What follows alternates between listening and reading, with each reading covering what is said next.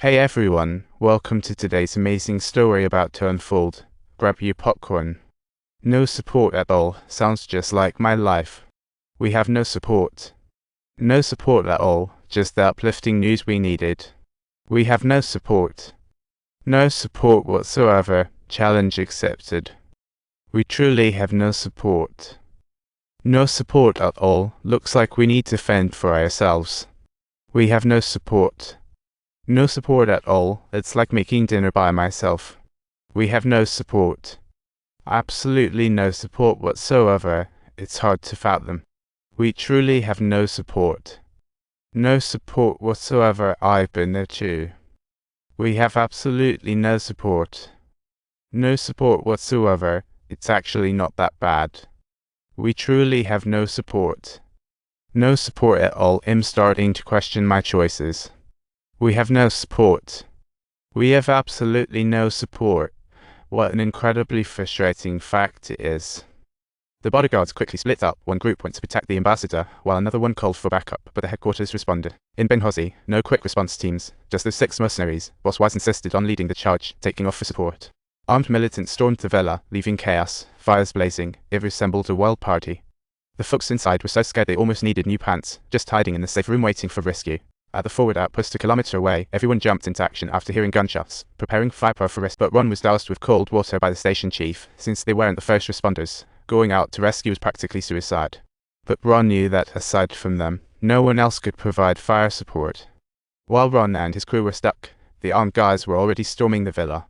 They found the safe room door ready to fire. Seeing no effect, they all went out to grab fuel for a fire. Talk about thinking outside the box. The smoke from the raging fire instantly transformed the bathroom, but with no protection, it wouldn't last long. Up on the roof, Jack saw smoke pouring from the consulate, and it hit him how serious things were. The armed guys were boldly running around causing chaos. Meanwhile, the outpost was still as a rock. Ron deeply understood that it was a matter of now or never. He was in desperate need of assistance, and if they didn't act swiftly, they would all find themselves in grave danger. He thought, "I'll give you the car, go." No time to think about saving people.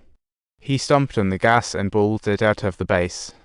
Spotting someone in trouble ahead, they sent the translator Amma to ask if help was needed, but as soon as he asked, they were ambushed at the door.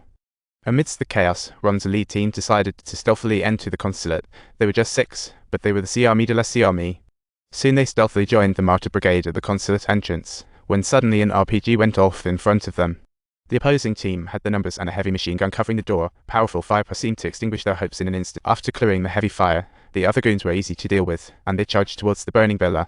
Inside it was already an inferno. Ron and Jack searched for survivors, but all they found was the body of the master's bodyguard, with the master yet to be found. While Jack was moving bodies, Amma came to report that the enemy was regrouping their firepower. After hearing that, Ron ordered everyone to grab vital info and bail immediately. Sticking around was a show way to become decorations.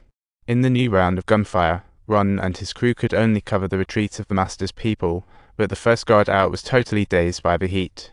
Jack told him to turn left out, but the guard just wandered around and ended up bumping into the armed group's leader, a surprise party no one wanted. The opposing guy told them to get out of the car, but with a language barrier, things got tense real quick. Without further ado, they just rolled out. Luckily, this Benz was bulletproof, or else they'd be Swiss cheese in no time. Under the relentless pursuit of the enemy, they called for backup while searching for a route back to the outpost. Inside the villa, Ron's team launched a fierce offensive with machine guns and oil bombs, utilizing a wave-like tactics to swiftly repel the enemy.